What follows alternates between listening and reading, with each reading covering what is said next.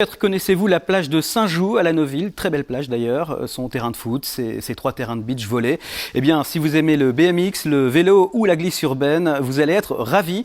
L'un des terrains de beach est amené à être réaménagé en piste de pump track. Ce projet de longue haleine touche enfin à son but après des années de démarches administratives. Et si vous ne savez pas ce qu'est un pump track, voici ce dont il s'agit. C'est pas facile de rouler à vélo sur un terrain de beach volley. Ouais, c'est pas pratique. Et pourtant, dans quelques mois, c'est bien ici qu'on trouvera vélo, roller et autres trottinettes sur une piste de pump track, une sorte de circuit de boss. La dernière opposition au projet de la plage de Saint-Joux à la Neuville a été levée mardi. Il pourra donc voir le jour. Ça fait longtemps que Sylvain Parat attend ce moment. 6 ans.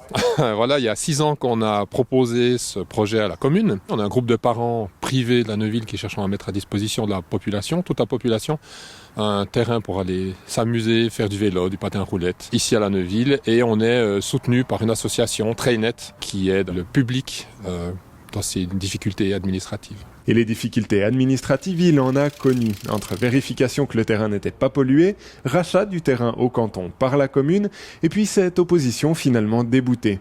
Après 6 ans d'attente, les porteurs du projet ne vont plus perdre de temps.